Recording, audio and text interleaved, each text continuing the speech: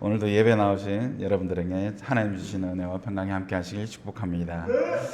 요즘 무더위가 역대급이죠. 이렇게 이 더위 가운데 건강 조심하시고 이 열병에 건강해지지 않도록 유의하시기 바랍니다. 뉴스 보니까 20대도 기저질환이 있는 20대도 이 더위에 사망했다는 그런 뉴스가 나오더라고요.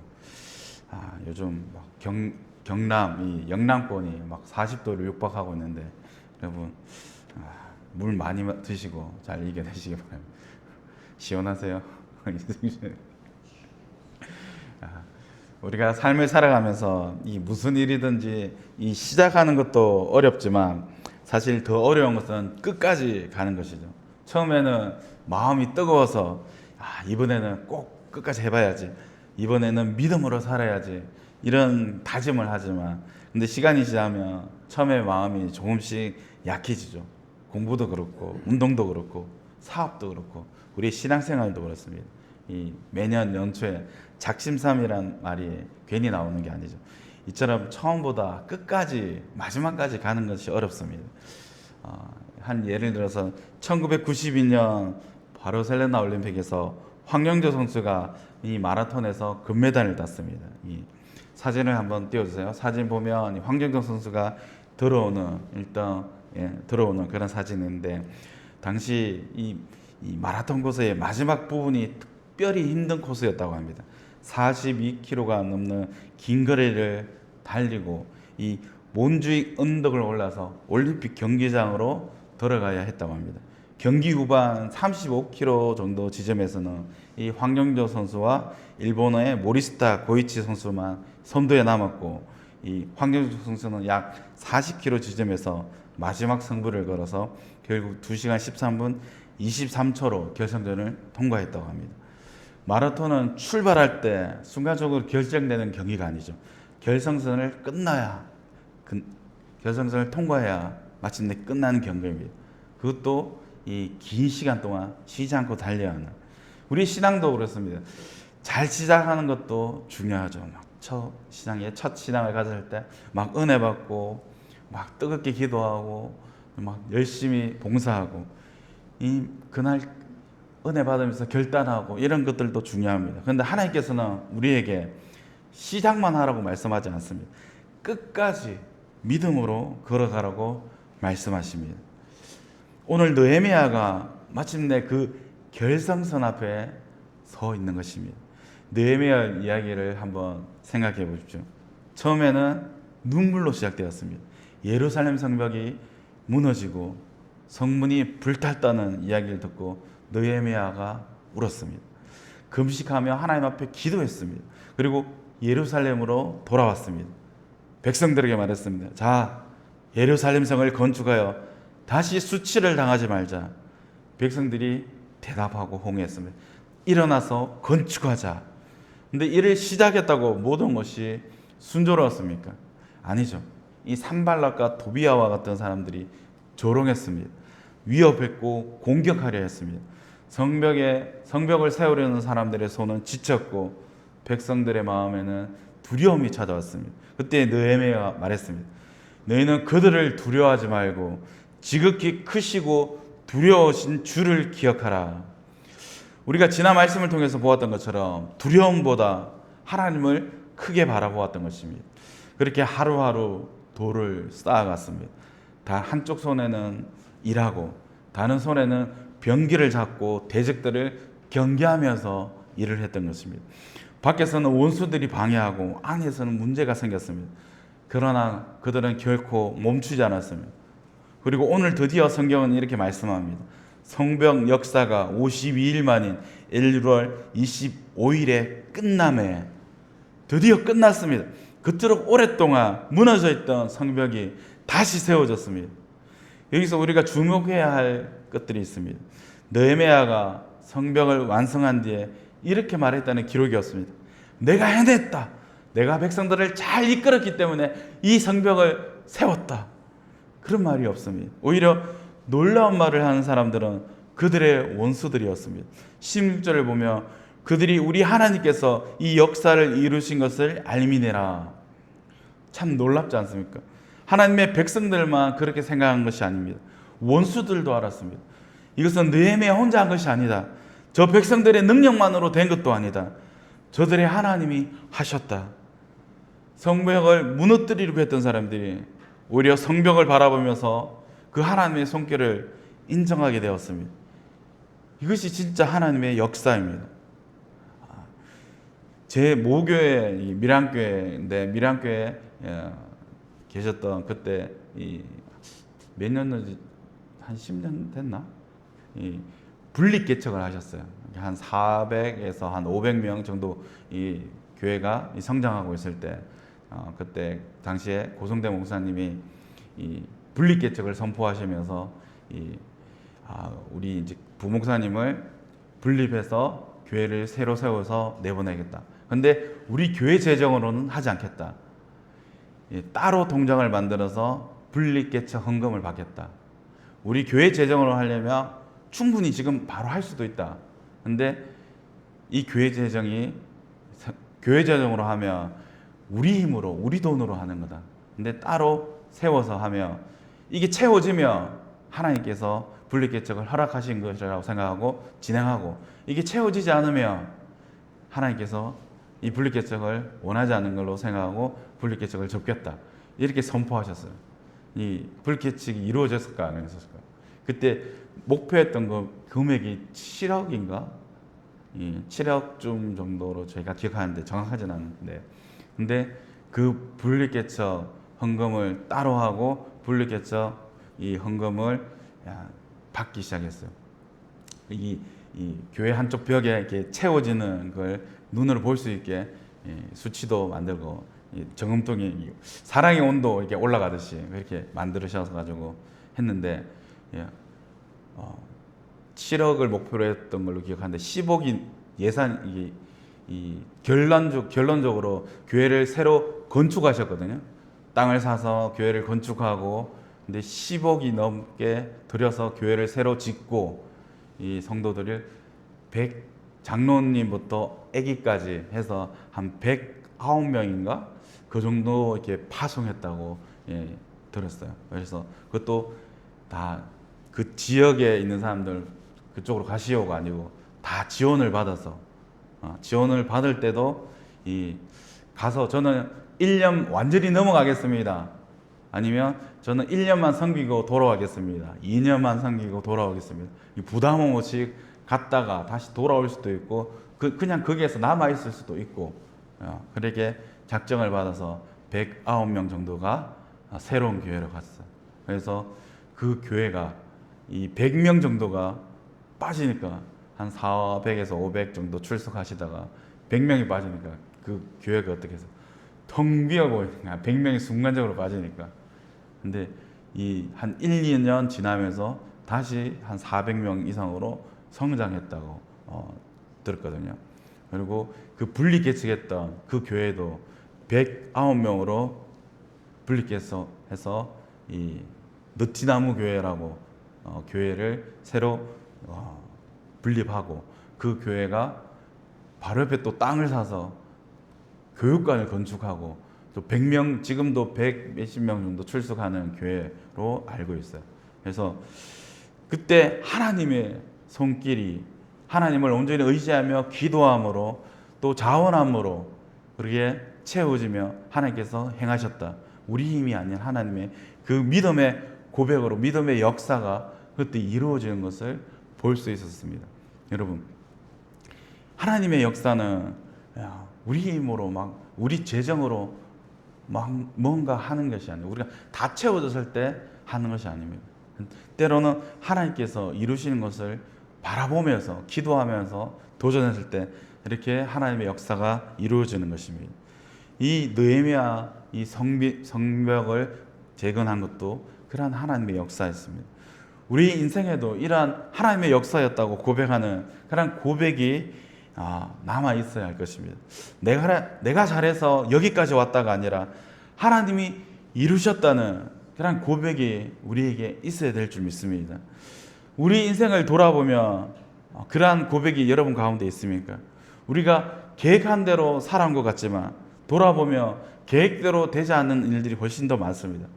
생각하지 못했던 일을 만났고 또 사람 때문에 힘든 일도 있었고 우리 형편 때문에 낙심했던 때도 있었을 것입니다. 이제는 안 되겠다. 여기까지인가 보다. 그런 순간이 있었습니다. 그런데 이상하지 않습니까? 그렇게 힘들었던 시간이 지나고 오늘 여기까지 왔는데 그때는 끝이라고 생각했는데 끝이 아니었습니다. 그때는 무너지는 줄 알았는데 하나님께서 다시 세워주셨습니다. 그때는 길이 없는 줄 알았는데 하나님께서 길을 내어주셨습니다. 그래서 지나온 날들을 우리가 돌아보면 우리의 고백이 달라집니다. 내가 버텼다가 아니라 하나님께서 붙들어 주셨습니다. 내가 여기까지 왔다가 아니라 하나님께서 여기까지 인도해 주셨습니다. 그런 고백이 있게 되는 것입니다. 우리가 즐겨 부르는 찬송이 있습니다. 찬송가 300일자. 뭐죠? 300일자. 지금까지 지내온 것 주의 크신 은혜라. 우리가 그 찬양을 불러보면 하나님께서 다 인도해 주셨다는 그런 고백이 나오는 것입니다. 저는 이 나이가 들어갈수록 이 찬송이 더 마음에 와닿는 것 같습니다. 젊을 때는 막 내가 잘해서 막 하는 건 줄 알았는데 내가 노력하고 내가 계획하고 내가 노력하면 내가 열심히 하면 될 줄 알았는데 내 인생을 오래 살다 보니까 여기에서 별로 제가 저보다 훨씬 반 이상이 저보다 많지만 인생을 살다 보면서 자신의 능력만으로 되지 않은 일들이 너무 많이 있는 것입니다.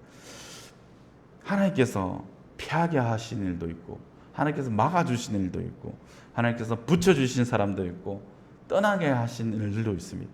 내가 실패라고 생각했던 그러한 일들이 오히려 나를 살린 적도 있고 내가 손해라고 생각했던 그 일들이 지나고 보니까 하나님의 보호하심이었던 그러한 일들도 있는 것입니다.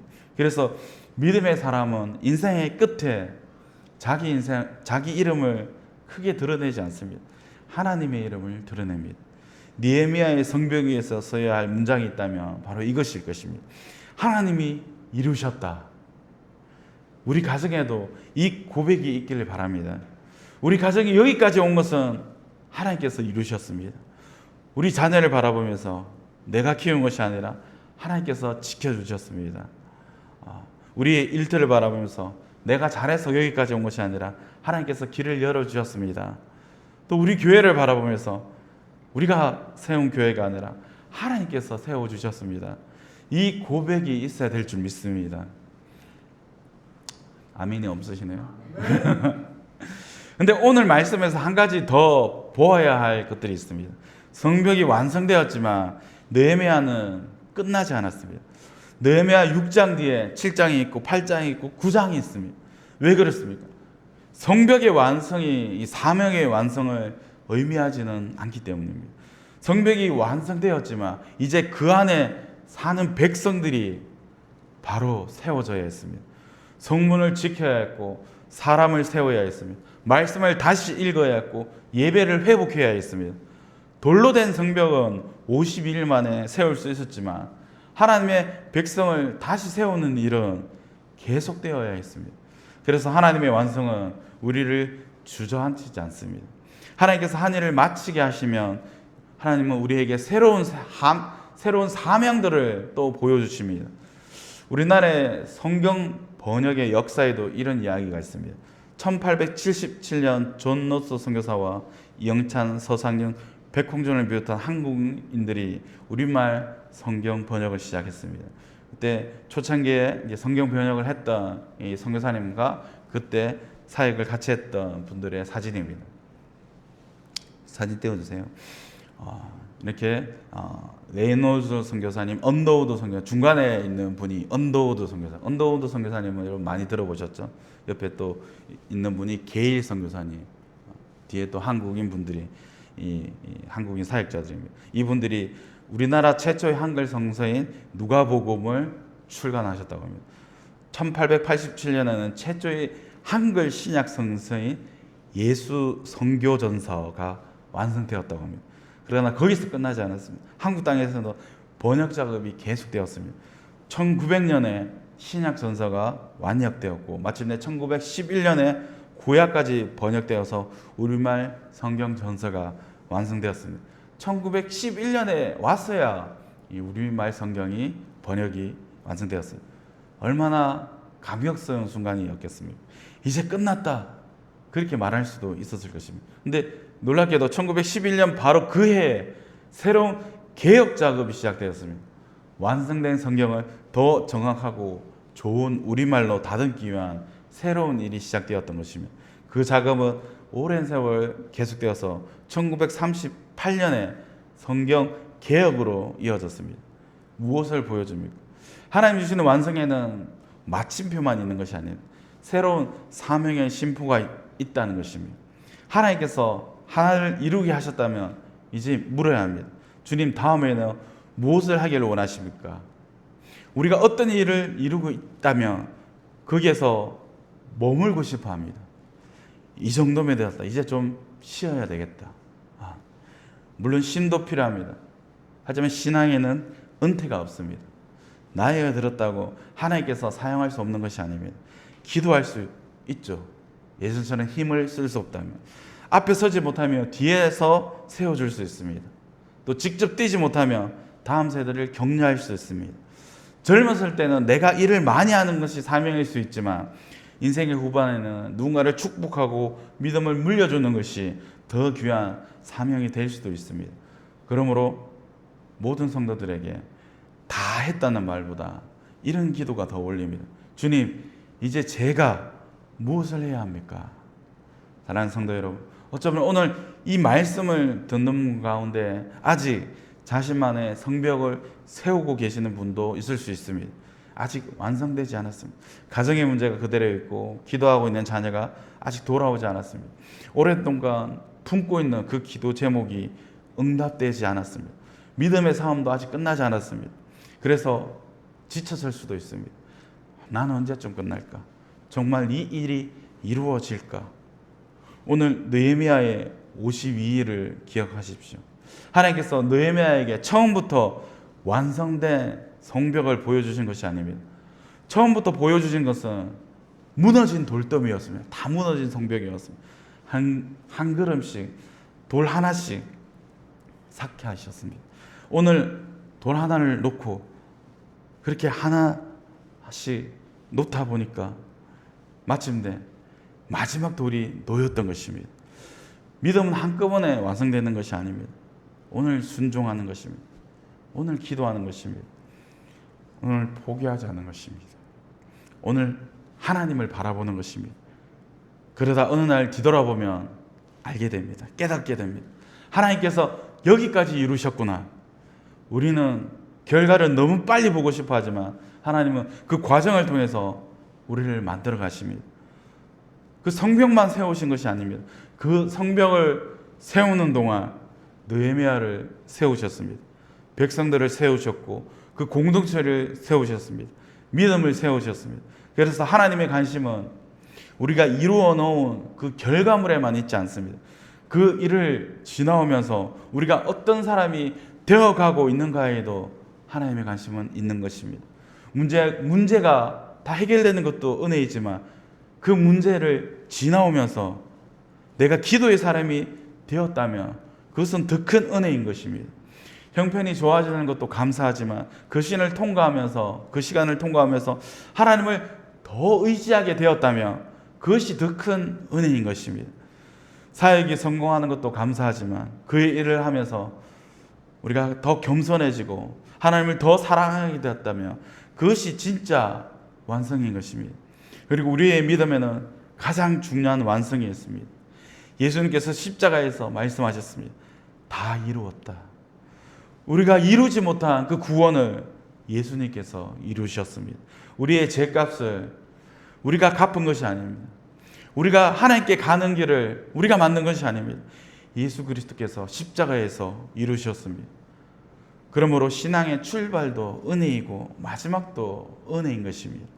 우리가 하나님을 붙드는 것보다 더 큰 은혜는 하나님께서 우리를 붙들고 계시다는 것입니다. 바울은 빌립보서 1장 6절에서 이렇게 말씀합니다. 너희 안에서 착한 일을 시작하신 이가 그리스도 예수의 날까지 이루실 줄을 우리가 확신하노라. 누가 시작하셨습니까? 하나님이 시작하셨습니다. 누가 이루어 주십니까? 하나님이 이루십니다. 그렇다면 우리는 무엇을 해야 합니까? 오늘 우리에게 맡겨진 자리에서 우리는 충성하면 되는 것입니다. 성벽 전체를 혼자 세우려고 할 필요가 없습니다. 오늘 내 앞에 놓인 그 돌 하나를 옮겨 놓으면 됩니다. 오늘 해야 할 기도를 하면 됩니다. 오늘 사랑해야 할 사람을 사랑하면 됩니다. 오늘 용서해야 할 사람을 용서하십시오. 오늘 맡겨진 일을 정직하게 감당하면 됩니다. 오늘 한 걸음 믿음으로 걸어가면 됩니다. 우리 나머지는 하나님께 내어 맡기면 됩니다. 언젠가 하나님께서 우리를 돌아보게 하실 것입니다. 그리고 우리도 느헤미야처럼 고백하게 하실 것입니다. 주님, 제가 한 것이 아니었습니다. 제가 여기까지 올 수 있었던 것은 제 힘이 아니었습니다. 넘어질 때 붙들어 주시고, 길을 잃었을 때 돌아오게 하셨고, 두려울 때 힘을 주셨고, 포기하려 할 때 다시 일으켜 주셨습니다. 그리고 마지막에는 이 한 장만 남게 될 것입니다. 하나님이 이루셨습니다. 사랑하는 성도 여러분, 아직 끝나지 않았다고 낙심하지 마십시오. 하나님께서 시작하셨다면 하나님께서 이루어 가십니다. 그리고 무엇인가 이루어졌다면 교만할 필요도 없는 것입니다. 우리가 잘할 것은 우리의 능력이 아니라 하나님의 은혜입니다. 또 하나가 완성되었다고 멈추지도 마십시오. 완성의 은혜는 언제나 다음 사명을 부릅니다. 우리의 가정에, 우리의 자녀에게, 우리 일터에, 우리 교회에, 그리고 우리의 남은 생애 가운데 사람들이 우리를 바라보며 이렇게 말할 수 있기를 바랍니다. 저것은 사람의 힘만으로 된 일이 아니다. 그리고 우리 역시 겸손히 고백할 수 있기를 바랍니다. 그들이 우리 하나님께서 이 역사를 이루신 것을 알미니라. 시작하게 하신 분도 하나님이십니다. 견디게 하신 분도 하나님이십니다. 다시 일어서게 하신 분도 하나님이십니다. 그리고 마침내 이루신 분도 하나님이십니다. 그러므로 사랑하는 성도 여러분, 오늘도 포기하지 마십시오. 끝까지 믿음으로 걸어가십시오. 그리고 하나님께서 이루시는 그날 우리의 입술에 이 고백이 남기를 바랍니다. 내가 한 것이 아니라 하나님이 이루셨습니다. 그리고 그 은혜를 품고 다시 다음 사명을 향해 일어서는 우리 모두가 되기를 소망합니다. 우리 바울중앙교회 가운데도 하나님께서 이루셨습니다 라는 이 고백이 넘쳐날 수 있기를 주님의 이름으로 축원드립니다. 기도드리겠습니다.